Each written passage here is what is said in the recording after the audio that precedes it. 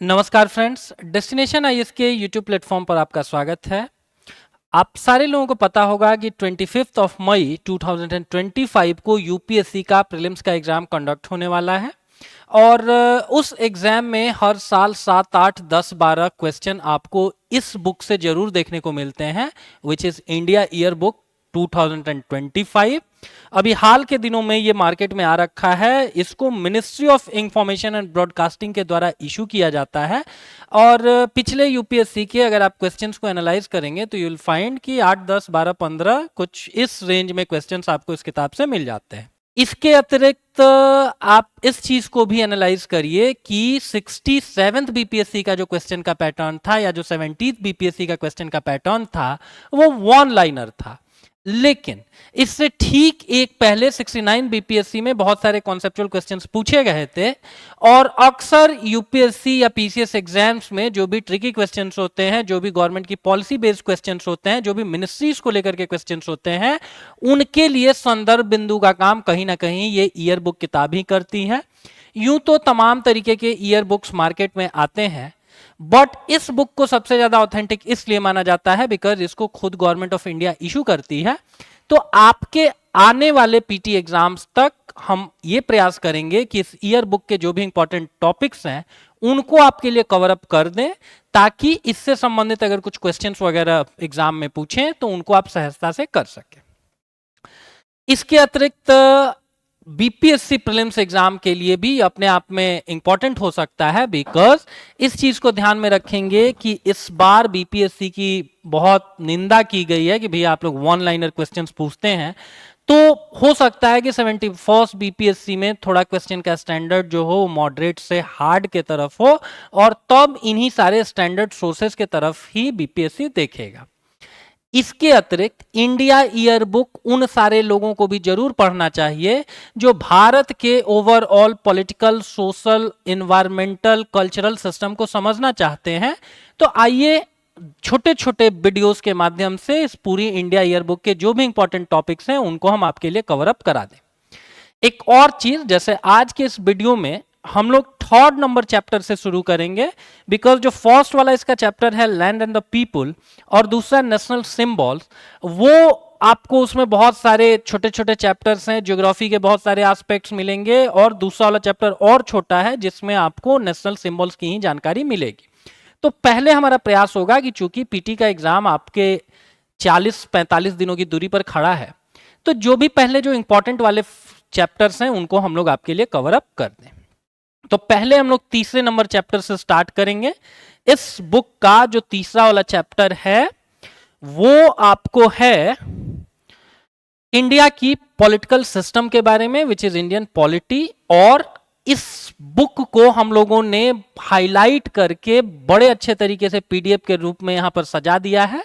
ये पीडीएफ अगर वास्तव में आपको पढ़ने के लिए चाहिए होगा, अगर आप इंडिया ईयर बुक नहीं खरीदना चाहते हैं, खरीदने में असमर्थ हैं, या इतना लिमिटेड समय है कि भाई क्यों अलग से एक नए चीज को पढ़ें, तो आराम से भी इन 15-15, 20-20 मिनट के वीडियोस को अगर आप देख लेंगे तो आपके लिए बड़े सारे फैक्ट्स इसमें आपको पता चल जाएंगे। ठीक है, तीसरे चैप्टर के स्टार्ट में देखिए क्या लिख रखा है कि इंडिया जो है ना वो यूनियन ऑफ स्टेट्स है। यूनियन ऑफ स्टेट्स कहने का मतलब ये हुआ कि बहुत सारे स्टेट्स इंडिया के अंडर आपको एग्जिस्ट करते हैं और फिर भी ओवरऑल ये जो बड़ी पॉलिटिकल एंटिटी है इंडिया, वो अपने आप में एक यूनाइटेड और सोवरेन एंटिटी है।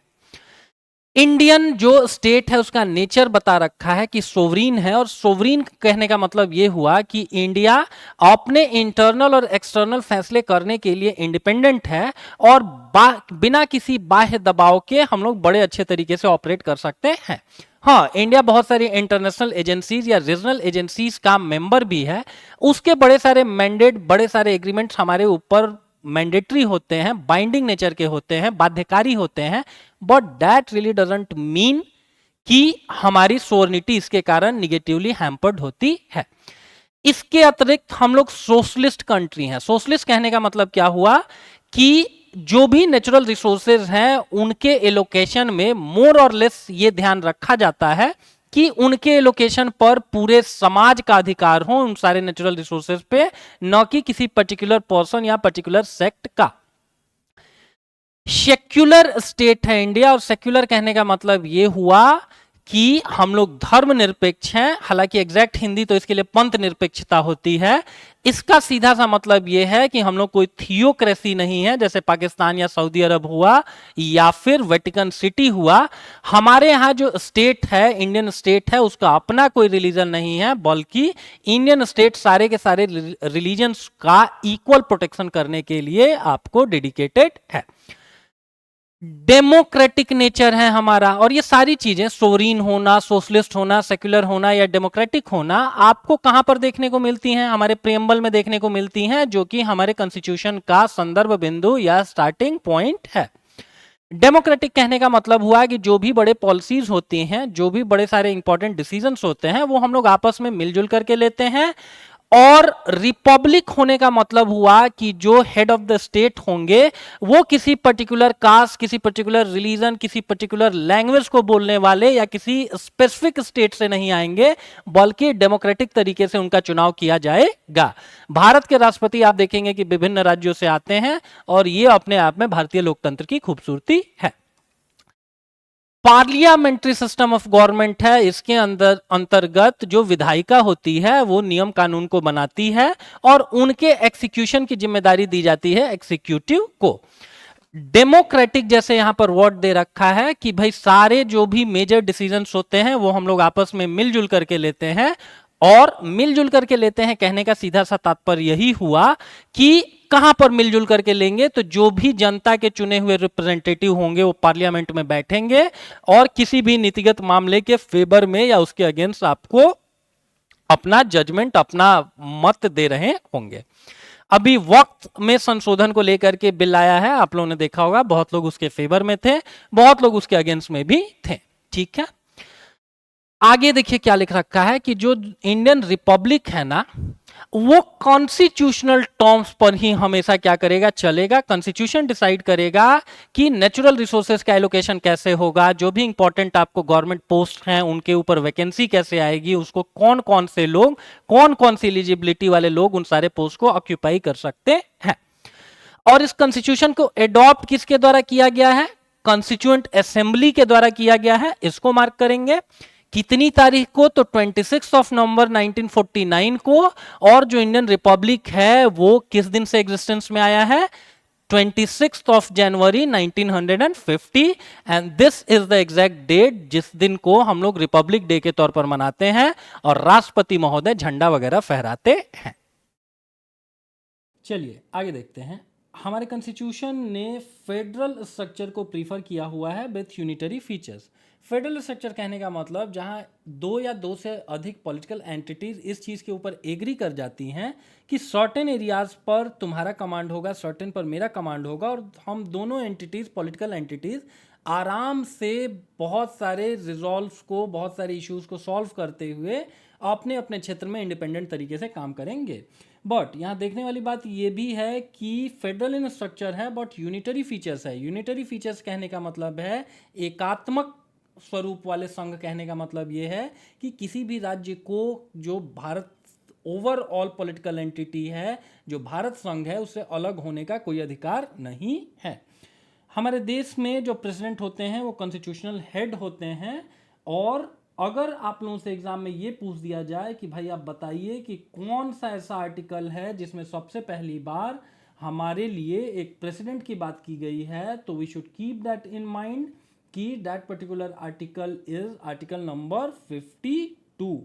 52 में कहा गया है कि भाई हमारे एक प्रेसिडेंट होंगे।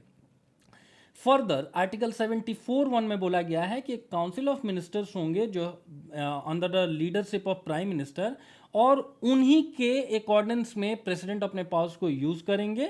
इसीलिए एक तरीके से कहा जा सकता है कि जो रियल एग्जीक्यूटिव पावर है वो काउंसिल ऑफ मिनिस्टर्स के पास है।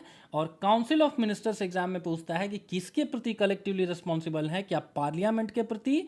नो। क्या राज्यसभा के प्रति? No. Council of ministers is collectively responsible towards house of the people, that is Lok Sabha. इसीलिए कहा जाता है कि भाई लोकसभा में अगर आपका बजट भी पास नहीं हुआ ना, तो ऐसा नहीं होगा कि बजट बनने से रह जाएगा, बल्कि आपकी सरकार ओवरऑल तरीके से फिर गिर जाएगी। यहां देखिए क्या लिख रखा है कि कॉन्स्टिट्यूशन ने क्या कर रखा है ना, कि लेजिस्लेटिव पावर को पार्लियामेंट और स्टेट लेजिस्लेचर के मध्य क्या कर रखा है, डिवाइड कर रखा है। और जो भी बची हुई पावर्स हैं, बहुत सारे इश्यूज ऐसे होते हैं, हम लोग हमेशा लाइफ में हर चीज को डिस्कस नहीं कर सकते हैं, कोई ऐसा चीज जिसको मेंशन नहीं किया गया है कॉन्स्टिट्यूशन में, वो सारे के सारे पावर्स फिर किसके पास हैं, तो सारे के सारे पावर्स हैं आपको पार्लियामेंट के पास। ठीक है, इसके लिए कॉन्स्टिट्यूशन में आर्टिकल कौन सा है, अगर ये आपसे एग्जाम में पूछा जाए तो आर्टिकल 245 बोलता है कि भाई extend of the laws made by the parliament and by the legislatures of the state, कि कहां कहां पर पार्लियामेंट और कहां कहां पर लेजिस्लेचर ऑफ द स्टेट्स कानून बना सकते हैं। इसके अतिरिक्त 246 में सब्जेक्ट वाइज डिस्ट्रीब्यूशन कर दिया गया है, और जिस शेड्यूल पावर की बात की जा रही है वो कितने नंबर आर्टिकल में है, तो वो आर्टिकल नंबर 248 में है। इसके अतिरिक्त हमारे कॉन्स्टिट्यूशन ने बहुत सारे और भी इंस्टीट्यूशंस को स्टैब्लिश किया हुआ है, जैसे सुप्रीम कोर्ट हो गया, कैग हो गया, पब्लिक सर्विस कमीशन हो गया और चीफ इलेक्शन कमीशन हुआ। इन सब के इंडिपेंडेंस के लिए भी हमारा कॉन्स्टिट्यूशन बहुत ज़्यादा कंसर्न है। फॉर द टाइम बीइंग इतना जानेंगे कि जो जुडिशरी है अपनी, उसका पहला मेंशनिंग हम लोगों को कहाँ देखने को मिलता है, तो उसकी पहली मेंशनिंग देखने को मिलती है आर्टिकल 124 में, आर्टिकल 124 में। इसके अतिरिक्त कैग से रिलेटेड आर्टिकल कौन सा है, तो 148 है, उसको जानेंगे। पब्लिक सर्विस कमीशन से रिलेटेड आर्टिकल कौन सा है, तो 315, उसको जानेंगे। और apart from that chief election commission की बात की गई है आर्टिकल 324 में।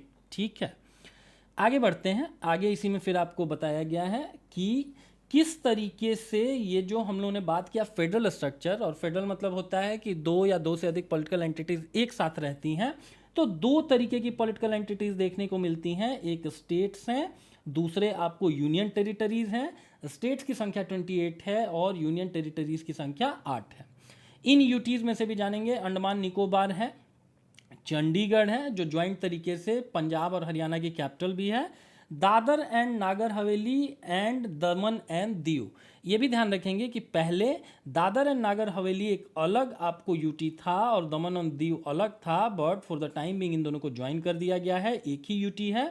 जम्मू एंड कश्मीर पहले एक आपको राज्य हुआ करता था, लेकिन राज्य का दर्जा अब इससे ले लिया गया है और उसकी जगह दो सेपरेट यूटीज बना दिए गए हैं, एक है JNK और दूसरा है लद्दाख।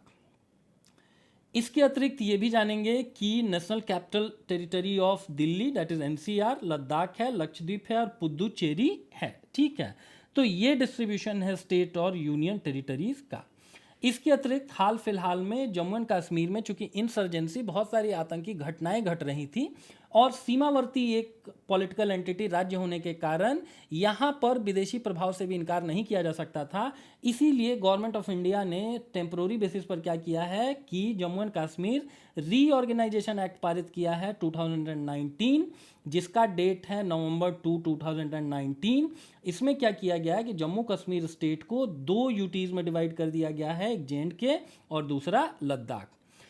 इसके अंडर ये भी जानेंगे कि एक प्रेसिडेंशियल ऑर्डर से आर्टिकल 370 जो एक तरीके से जम्मू एंड कश्मीर को भारत से अलग करने का काम करता था, इस पूरे के पूरे आर्टिकल 370 की समाप्ति कर दी गई है और अब सारे वो कानून जो इंडिया के अन्य जगहों पर लागू हैं, ट्राइबल इत्यादि एरियाज को छोड़ करके, वो सारे के सारे कानून अब JNK में भी लागू होते हैं।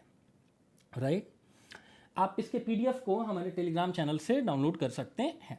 इसके अतिरिक्त इंडिया में सिंगल सिटीजनशिप का कॉन्सेप्ट है। USA में अगर आप चले जाइए तो दोहरी नागरिकता है, जो भी नागरिक होते हैं वो यूनाइटेड स्टेट्स ऑफ अमेरिका, नाम में ही है यूनाइटेड स्टेट्स, मतलब बहुत सारे स्टेट्स इस चीज़ के ऊपर एग्री करते हैं कि भाई हम लोग एक साथ मिलजुल के रहेंगे, तो वहाँ राज्यों की भी नागरिकता आपके पास होती है, स्टेट्स की भी और यूनियन की भी। यहाँ पर स्टेट्स के अलग से कोई नागरिकता का प्रावधान नहीं है, सारे के सारे लोग यूनियन के ही आपको नागरिक हैं। क्राइटेरिया क्या चुना गया है? जनवरी 26 1950, दैट मीन्स कि जब देश रिपब्लिक हुआ, हमारा कॉन्स्टिट्यूशन ओवरऑल तरीके से संपूर्णता के साथ आपको प्रभावी हुआ, क्योंकि बड़े सारे प्रावधान तो 26 नवंबर 1949 को ही प्रभावी कर दिए गए थे। तो इस एक तारीख को छोड़ करके ओवरऑल तरीके से 26 जनवरी 1950 से हमारा कॉन्स्टिट्यूशन प्रभावी हुआ। उस दिन से नागरिकता के प्रावधानों को इस तरीके से डिफाइन किया गया है, वैसे लोग नागरिक होंगे जो इंडिया में बॉर्न हुए, जिनके पेरेंट्स इंडिया में बॉर्न हुए, या जो कि आपको रेसिडेंट रहे हुए हैं India for not less than 5 years. 5 साल से जो लोग भारत में रह रहे हैं वो लोग भी आगे जा करके नागरिकता वगैरह क्लेम कर सकते हैं। नागरिकता के प्रावधानों को डिफाइन करने वाला एक्ट कौन सा है? तो सिटीजनशिप एक्ट 1955 है, उसको देखेंगे। और यही डिसाइड करता है कि किस व्यक्ति को एक्वायर करने दिया जाए नागरिकता। डिटर्मिनेशन, क्या क्राइटेरिया हो, कैसे डिटरमाइन किया जाए कि कौन देश का नागरिक है, कौन देश का नागरिक नहीं है, और देश के अगेंस्ट कोई काम व्यक्ति कर रहा है तो उसको कैसे उसकी सिटीजनशिप को हम लोग टर्मिनेट कर सकते हैं। सिटीजनशिप एक्ट में एक अमेंडमेंट लाया गया था दिसंबर 12 2019 को, और इसमें बोला गया कि बहुत सारे ऐसे माइग्रेंट्स इंडिया में एंटर करते हैं जो कि कहीं ना कहीं हमारे पड़ोसी राज्यों में जहाँ जहाँ थियोक्रेसी है, थियोक्रेसी मतलब जहाँ पर देवताओं का, मतलब देवताओं का शासन जहाँ पर हो, जहाँ पर बाकी माइनॉरिटीज़ के राइट्स को बहुत इक्वल ट्रीट ना किया जा रहा हो, वहाँ से जो लोग इंडिया में माइग्रेट कर रहे हैं, बेचारे डरे सहमे प्रताड़ित से लोग हैं, उनको किस तरीके से हम लोग परमानेंटली आपको सिटीजनशिप दे। तो वही लिख रखा है कि फॉरेन इलीगल जो माइग्रेंट जो बेचारे चोरी छुपे रहते हैं, उन लोगों को सिटीजनशिप देने से संबंधित ये था। 6 रिलीजियस कम्युनिटीज़ को रखा गया था, हिंदू, सिख, बुद्धिस्ट, जैनी, पारसी और क्रिश्चियन। और ये भी ध्यान रखना है कि इन्हीं 6 कम्युनिटीज़ को क्यों चुना गया? क्योंकि अफगानिस्तान, बांग्लादेश और पाकिस्तान से बड़ी मात्रा में इन 6 धर्मों के लोग इंडिया में एंटर करते हैं। मुसलमानों को इसलिए नहीं रखा गया बिकॉज इन तीनों कंट्रीज में मुसलमानों का ही डोमिनेंस है, और इनके ऊपर जो अत्याचार हो रहे थे वहाँ के बहुत सारे आपको टेरर ऑर्गेनाइजेशंस के द्वारा किए जा रहे थे। क्राइटेरिया क्या रखा गया है? किस तारीख के ऑन और बिफोर डेट को हम लोग कंसीडर करेंगे नागरिकता के लिए? तो that would be December of 31 2014, because last page पे हमने देखा कि 5 साल से आप रह रहे हैं तो सिटीजनशिप आप ग्रांट आपको की जा सकती है। तो 2019 में से 5 घटाएंगे, इट वुड बी 2014। और ऐसे माइग्रेंट्स को किस तरीके से इंडियन सिटीजनशिप दी जाए, इसी को लेकर के ये प्रावधान था। हाउएवर, ये जो हम लोगों को ये भी पता है कि हमारा जो कॉन्स्टिट्यूशन है वो ट्राइबल के जीवन, उनकी संस्कृति, उनके कल्चर, उनके राइट्स को प्रोटेक्ट करने के लिए एक्स्ट्रा कॉशियस है। इसीलिए इसके जो प्रोविज़न है उन ट्राइबल एरियाज पर नहीं अप्लाई होंगे जो ATMM राज्य के हैं, दैट मीन्स आसाम, मेघालय, मिजोरम और Tripura.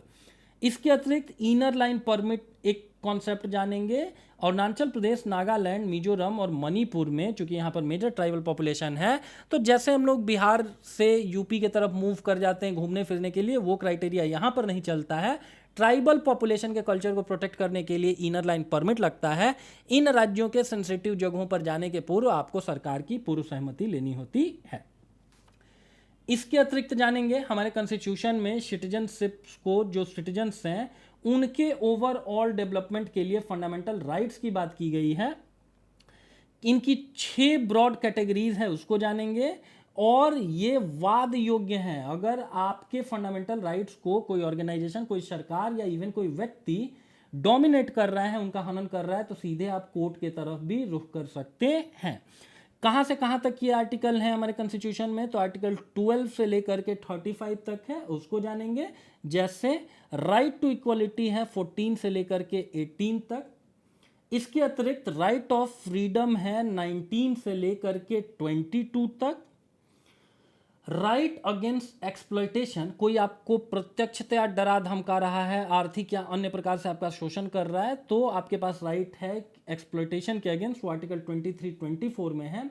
Right to the freedom of religion, आपका जो भी धर्म है उसको आप बड़ी सहिष्णुता के साथ उसको फॉलो कर सकते हैं, ये बातें बताई गई हैं आर्टिकल 25 से 28 में। और कल्चरल और एजुकेशनल राइट्स को प्रोटेक्ट किया गया है आर्टिकल 29 से लेकर के 30 में। इसके अतिरिक्त ये जानेंगे, उन्हीं सारी चीज़ों को यहाँ पर लिखा हुआ है, उसके अतिरिक्त ये जानेंगे आर्टिकल 32, आपके फंडामेंटल राइट्स का हनन हो रहा है तो आप सुप्रीम कोर्ट और हाई कोर्ट में डायरेक्टली जा सकते हैं। ये अपने आप में एक फंडामेंटल राइट है। किस आर्टिकल के तहत? तो अंडर आर्टिकल 32। अगले में बताया गया है कि 42nd अमेंडमेंट के द्वारा 1976 में जब देश में इमरजेंसी थी तो इंदिरा गांधी जी ने स्वर्ण सिंह समिति की सिफारिशों को ध्यान में रखते हुए फंडामेंटल ड्यूटीज का एक कॉन्सेप्ट लॉन्च किया।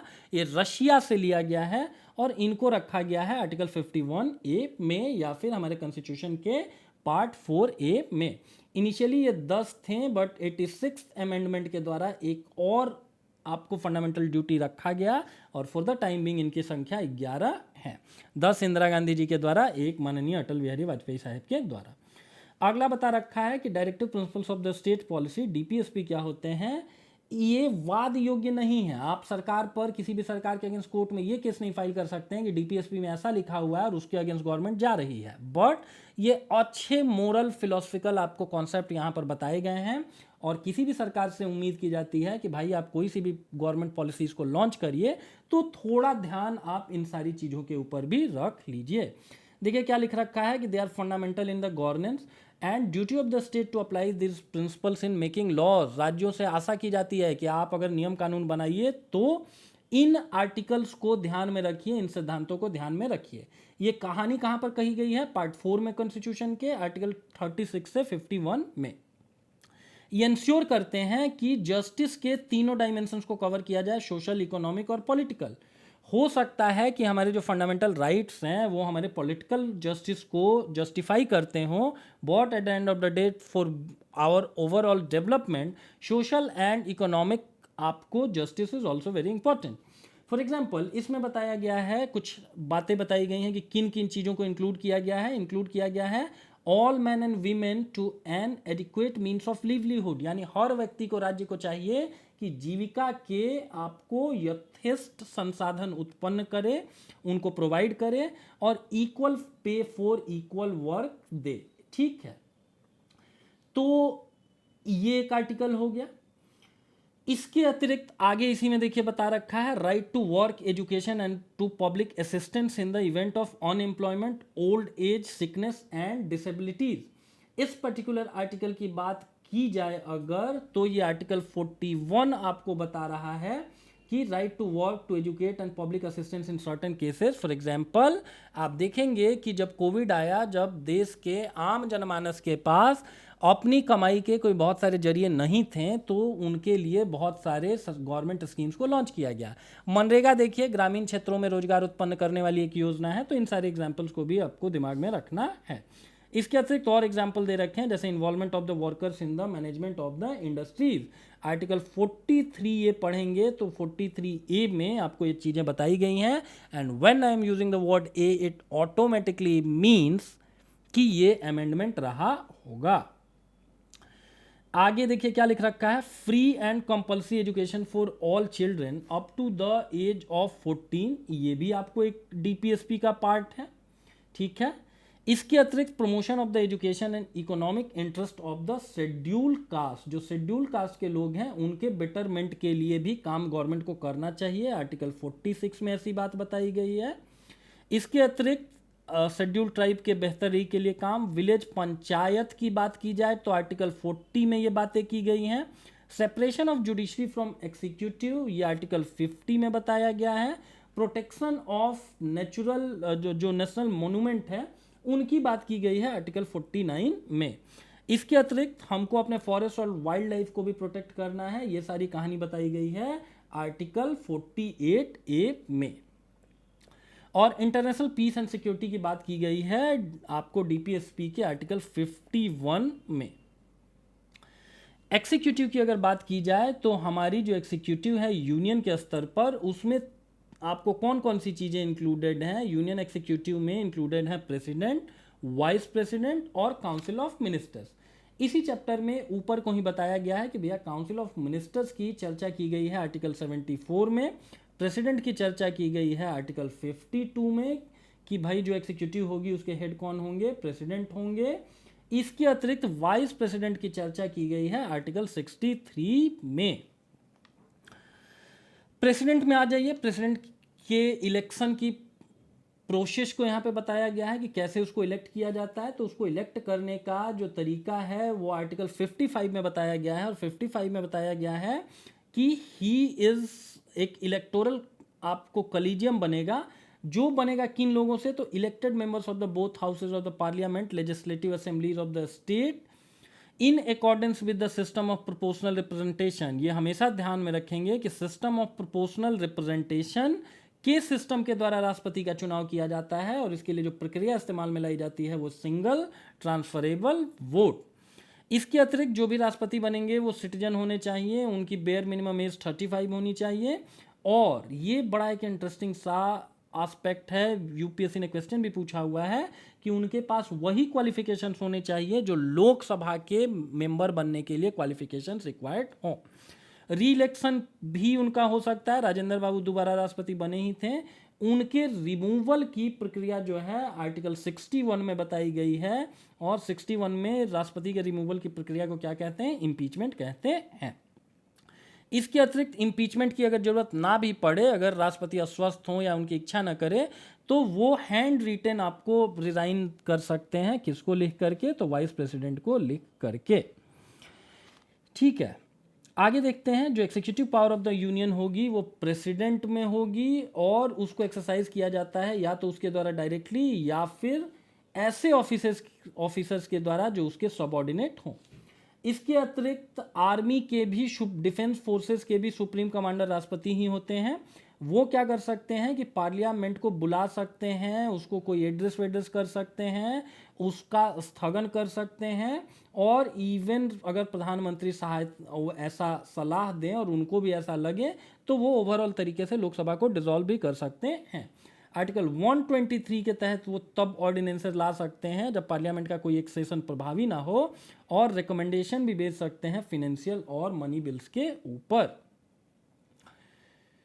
इसके अतिरिक्त वो इमरजेंसी को डिक्लेयर कर सकते हैं इन द केस ऑफ, अगर किसी दूसरे देश के साथ आप युद्ध में हो, एक्सटर्नल एग्रेशन, आपके ऊपर कोई बाह्य आक्रमण हो रखा हो, या देश के अंदर ही नक्सलियों जैसा कोई आर्म रिबेलियन खड़ा हो रखा हो। वाइस प्रेसिडेंट के बारे में बोला गया है कि उनका इलेक्शन कैसे किया जाता है, उनको कैसे इलेक्ट किया जाता है। तो उनको इलेक्ट करने की प्रक्रिया में शामिल होते हैं both houses of the parliament, और यहाँ इलेक्टेड, ओनली इलेक्टेड शब्द नहीं लिखा हुआ है, इसको भी ध्यान रखेंगे। यहाँ पे भी तरीका वही है, proportional representation by single transferable vote. न्यूनतम आयु 35, एक बार में 5 साल के लिए इनको चुना जाता है, री इलेक्शन भी इनका हो सकता है, और इनके ऑफिस से रिमूव करने की प्रक्रिया बताई गई है आर्टिकल 67B में। ये भी ध्यान रखेंगे कि बाकी सारी जगहों पर इम्पीचमेंट लाइक प्रोसेस शब्द इस्तेमाल में लाते हैं। इम्पीचमेंट जो शब्द है वो इकलौता इस्तेमाल में लाया जाता है किसके लिए, तो राष्ट्रपति महोदय के लिए। एक्स ऑफिशियो चेयरमैन होता है ये राज्यसभा का। इसके अतिरिक्त जानेंगे कि जब प्रेसिडेंट एक्ट नहीं कर रहे हो, वो किसी दूसरे देश में हो, बीमार हो, या अन्य कोई ऐसी समस्या हो, तो उनके फंक्शंस को भी डिस्चार्ज करने की ड्यूटी वाइस प्रेसिडेंट के ऊपर ही होती है।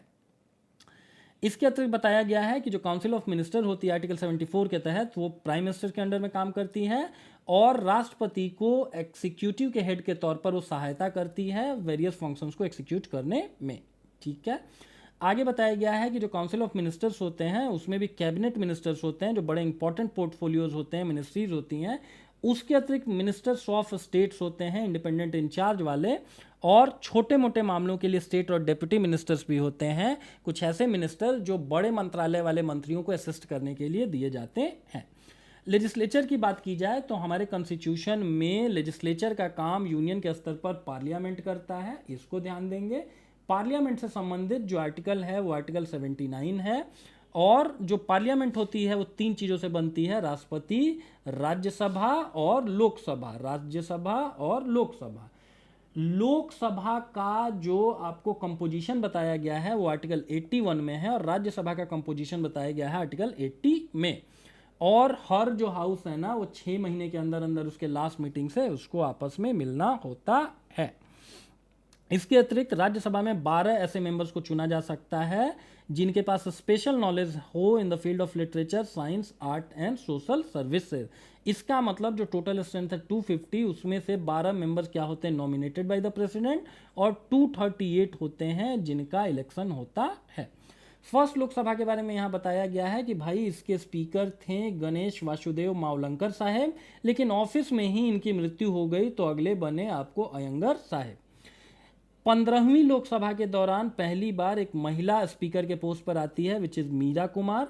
अगली वाली भी सुमित्रा ताई आती हैं और फॉर द टाइम बिंग 18वीं लोकसभा प्रभावी है जिसके आपको स्पीकर हैं ओम बिरला।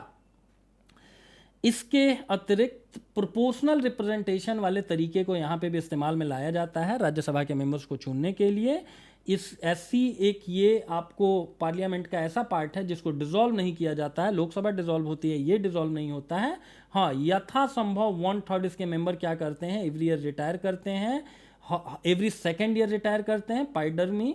तो 1/3 1/3 प्लस 1/3 अगर 2-2 साल में बदलें तो ओवरऑल तरीके से 6 साल में नए नए मेंबर्स आ जाते हैं और तभी कहा जाता है कि राज्यसभा में 6 सालों के लिए आप सांसद बन सकते हैं।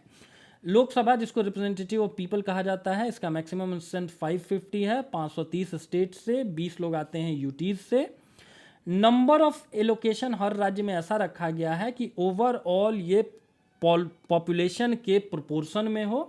अभी के समय में 543 मेंबर हैं, 543 में भी 523 हैं स्टेट से, 19 हैं यूटीज से। 84th अमेंडमेंट 2001 के द्वारा बोला गया है कि अभी जो भी सीट्स का एलोकेशन होगा ये 1971 के सेंसस के आधार पर होगा और 2026 तक इसमें कोई सा भी परिवर्तन नहीं होगा। 5 साल इसका टेन्योर होता है और अगर इमरजेंसी प्रोक्लेम कर दिया गया तो एक समय पर 1 साल के लिए इसको बढ़ाया जा सकता है, बट किसी भी हालत में इमरजेंसी खत्म हो गया ना तो 6 महीने के अंदर अंदर आपको फ्रेश इलेक्शंस को क्या करना होगा, बुलाना होगा। अभी कौन सी लोकसभा चल रही है, तो 18वीं लोकसभा चल रही है। अगर यहां पर बात की जाए qualification for the membership of the parliament की, तो इस चीज का हम लोगों को ध्यान रखना है कि अगर आप राज्यसभा के लिए चुने जाने चाहते हैं तो आपका बेयर मिनिमम एज होना चाहिए 30 इयर्स, और अगर आप लोकसभा में जाना चाहते हैं तो आपका मिनिमम एज होना चाहिए 25 इयर्स। और इतनी उम्र का आ जाना दैट रियली डजंट मीन कि हम आप मुंह उठा करके पार्लियामेंट में चले जाएंगे। और सारे जो भी इसके लिए क्वालिफिकेशंस या डिस्क्वालिफिकेशंस के क्राइटेरियाज होंगे वो हमारी जो पार्लियामेंट है वो समय समय पर लॉ के द्वारा डिसाइड कर रही होगी, जैसे रिप्रेजेंटेशन ऑफ पीपल्स एक्ट है 1951। ठीक है, तो आज तक के वीडियो में हम लोग इतनी ही चीजों को देखेंगे। मिलते हैं इसके किसी अगले वीडियो में, तब तक के लिए अगर आपको ये वीडियो पसंद आया तो इट्स अ हम्बल रिक्वेस्ट कि please do like, share and subscribe. और आपके मित्र मंडली में अगर कोई व्यक्ति तैयारी करते हैं और आपको लगता है कि ये सारी बातें उनको भी पता होनी चाहिए तो प्लीज उनके साथ शेयर कर देंगे। इसमें जो भी इंपॉर्टेंट चैप्टर्स होंगे इंडिया ईयर बुक के हम कवर अप कर रहे होंगे। और ये जो पीडीएफ पीछे हम लोगों ने लगा रखा है हाईलाइटेड, इस पीडीएफ को अगर आप हासिल करना चाहते हैं तो हमारे टेलीग्राम से ले सकते हैं। और यकीन मानिए अगर आप वहां से इस चीज को डाउनलोड करके पढ़ रहे होंगे ना तो बड़ा सारा आपका प्रीशियस समय बच जाएगा। एक तरीके से आपके बिहाफ पर यह किताब हम लोगों ने पढ़ रखी है। Only you have to do कि उस चीज को आप डाउनलोड करिए और डाउनलोड करके अपने हिसाब से उसको यूज करिए। Thanks for watching.